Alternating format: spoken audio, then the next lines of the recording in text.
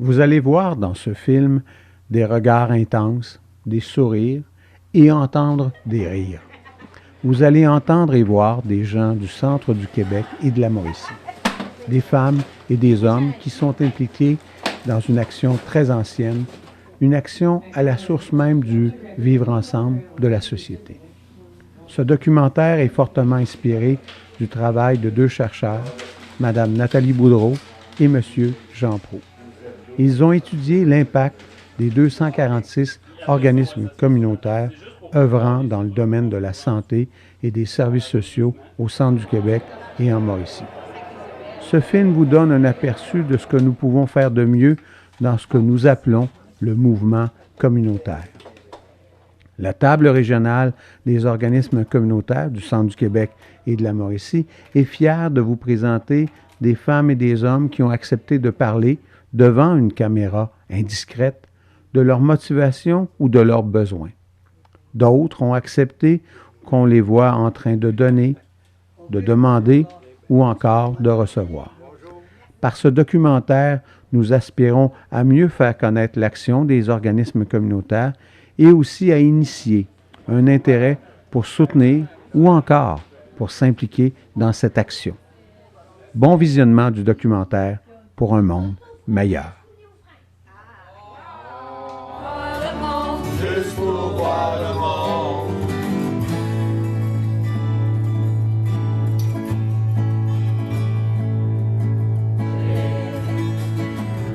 Il est bien fort pour pas se décourager.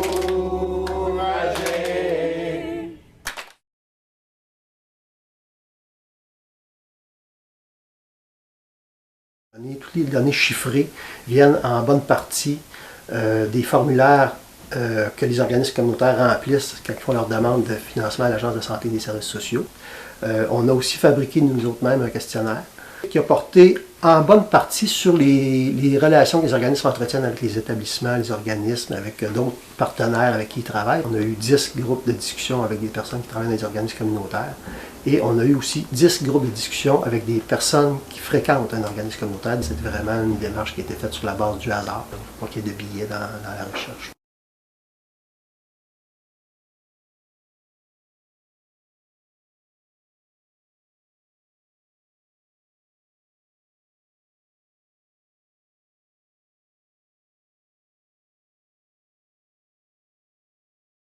Qu'est-ce que vous faites ici dans un centre d'achat? On ramasse de l'argent. On ramasse de l'argent pour notre mission à nous, parce que on est comme tous les organismes communautaires, on est presque par définition des organismes déficitaires. Fait qu'il faut à tous les ans aller en campagne de financement. Et puis nous, c'est tout près. Étant donné que c'est un milieu de vie, c'est quand même une maison qui héberge 9 jeunes. On a quand même tout près de 100 000 par année à aller chercher en campagne de financement, dont la campagne qu'on fait aujourd'hui. Tout ça avec la vente, la réparation de vélos, avec la vente de produits équitables, avec la vente de produits informatiques, comme vous avez dit, électroniques, ça mène à un gros autofinancement. Je vous dirais qu'il y a plus que 40 à 50 de notre autofinancement qui est cherché à travers ces services-là. Et si les services n'existaient pas, c'est-à-dire la vente de produits, il y aurait un gros manquement au niveau financier, je vous dirais. Alors, on a dû développer un créneau d'activité pour financer un petit peu l'utilisation, le coût du loyer qu'on a ici. Puis, en fait, c'est comme quelque chose qui fait boule de neige. Tu as plus d'activités, ça t'aide à payer ton loyer, mais tu as aussi des gens à payer. Donc, tu es toujours à la recherche de plus d'argent. Et puis, nous, on est financé par l'Agence de santé, parce qu'on est reconnu comme un organisme de santé, mais il fallait aller chercher des gens par nos usagers à travers des activités, des services qui viennent se chercher, tout en mettant des services gratuits pour une clientèle plus vulnérable. Et puis aussi, il faut se créer un comité de financement qui va chercher des argents à travers les activités.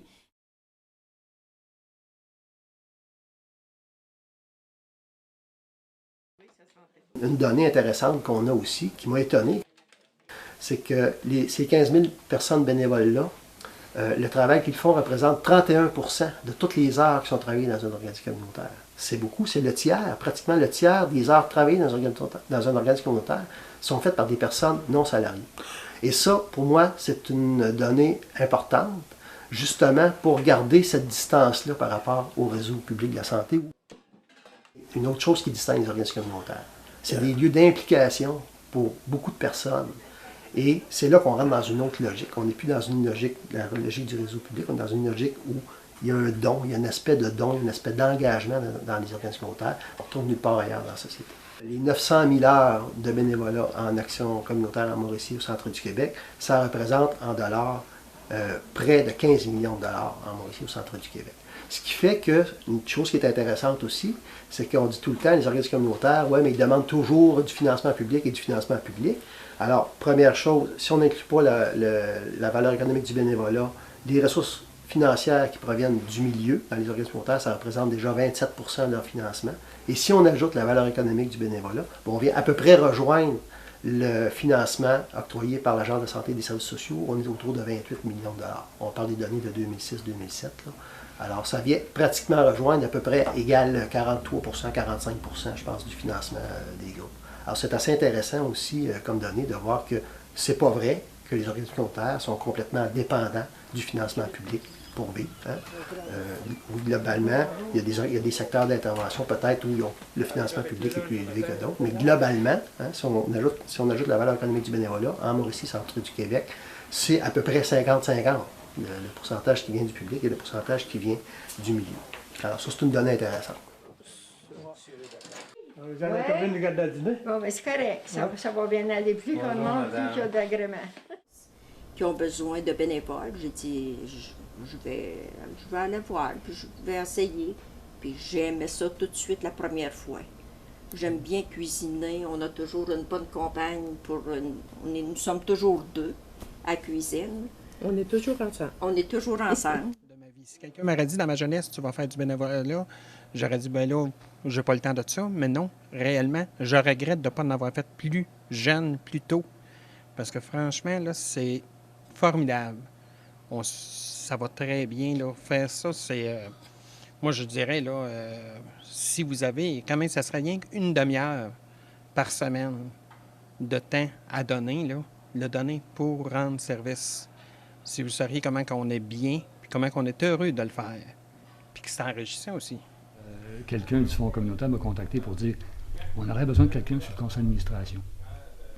Puis j'ai dit tiens, je vais faire ma part moi aussi, je vais carrément m'impliquer, je vais y aller. Même si je n'avais pas le temps, je trouve ça intéressant parce que ma mère, premièrement, elle m'a toujours parlé de sa situation des gens, puis tous les midis, on en parlait. Mon père aussi. Ça fait que j'ai embarqué là-dedans. Et puis, je suis devenu vice-président, j'ai été 1 an comme ça. Mais je trouvais ça fantastique de voir toute l'aide qu'on pouvait apporter à tout ce monde-là autour. Et puis, on m'a demandé si je voulais joindre le conseil d'administration, parce qu'à l'époque, j'étais également impliqué à la Chambre de commerce, pour faire un lien un peu entre le milieu des affaires et le milieu communautaire. Il y a souvent des approches complémentaires qui peuvent être utilisées. Une de mes sœurs qui a fait beaucoup de bénévolat, et puis nécessairement une sœur qui est proche de nous autres, elle me racontait ça, le bien qu'elle faisait. Puis j'ai dit un jour, j'espère que je serai capable d'aider. C'est le contraire, c'est d'autres qui m'aident. Oui, on prend les offres de bénévolat et on implique les clients. Donc, quand même, je dirais, on a une bonne proportion de nos bénévoles qui sont issus de notre service. Donc, il y a un sentiment d'appartenance, puis ils ont l'impression vraiment de remettre un peu à l'organisme. Et puis, on prend la peine avec eux de s'asseoir, de discuter avec eux, de connaître leurs intérêts, de voir où ils ont le goût de s'enligner. Et puis, à partir de ce moment-là, bien, on les implique dans des tâches qu'ils apprécient beaucoup.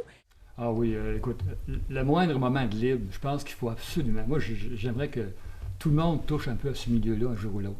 Qui donne 1 heure, une demi-heure, un petit peu, qui commence à s'impliquer. Il va apprendre que les gens sont merveilleux. Puis il y a toujours lui-même à apprendre des autres.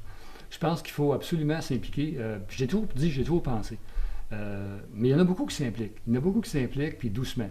Mais j'aimerais ça que les jeunes de 40, 50 ans, c'est vrai qu'avec la famille, c'est plus compliqué, mais j'aimerais donc que tout le monde essaye une fois au moins de s'impliquer dans un petit comité, une petite chose qui peut aider les autres. Mais qu'ils le fassent pour les autres. Mais ça va y revenir, c'est simplement, c'est sûr et certain. Il va y avoir tellement de joie de le faire. Puis je sais pas. En tout cas, je souhaite que tout le monde essaye ça une fois dans sa vie au moins. Pourquoi des gens vont dans un centre d'action bénévole? C'est que ça leur apporte quelque chose. Hein? Pour des personnes, je ne pense pas qu'il y a personne dans un centre d'action bénévole qui m'a dit que ça m'a sauvé la vie. Mais si je suis chez nous, par exemple, à rien faire, il y a des chances que je m'ennuie, il y a des chances que je déprime si je n'ai pas de réseau social. Le centre d'action bénévole, par leur implication bénévole, peut permettre à des personnes, va permettre à des personnes d'être actifs socialement, d'avoir un réseau, de faire partie d'une famille aussi. Un centre d'action bénévole, pour bien des personnes, c'est aussi une famille. Moi, je me sens utile, puis je me sens accepté, puis je sens que j'ai un rôle à faire auprès des actions que j'ai. Et aussi, il faut dire que moi, personnellement, c'est rentable pour moi.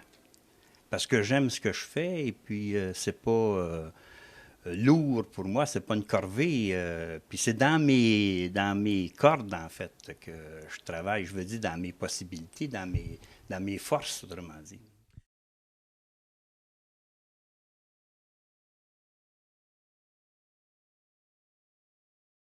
Chez Orapi, je vous dirais que c'est un organisme très polyvalent. On a environ 35 services différents, mais le service de base qu'on offre, c'est de la distribution alimentaire pour les familles qui sont dans le besoin. Et puis, comme vous voyez derrière moi, en fait, on est ce matin justement dans cette distribution-là. Et en même temps, bien, ça permet aux gens qui ont besoin de nourriture de venir me donner un coup de main. Je travaille pour la Maison Raymond-Roy, qui est un organisme communautaire qui héberge des jeunes en difficulté à Victoriaville. Des jeunes de 18 à 29 ans. On fait de l'échange de seringues, condoms. Ils viennent chercher des fois du dépannage alimentaire. Carrefour d'entraide est un organisme de dépannage, d'aide et de consultation budgétaire, ce qui amène les gens à mieux budgéter leurs finances. On a les services de maintien à domicile, mais on a aussi d'autres activités, d'autres domaines qui peuvent, par exemple comme le courrier des jeunes, bien, ça rejoint des jeunes du primaire et c'est des bénévoles qui peuvent répondre à des lettres que des jeunes écrivent. On est aussi, au niveau de toute la population comme Télécoute, dans le fond, c'est toute la population qui peut, quelqu'un qui est seul, qui se sent seul, s'il veut téléphoner, bien, au moins Télécoute qui existe pour répondre aux besoins de la population.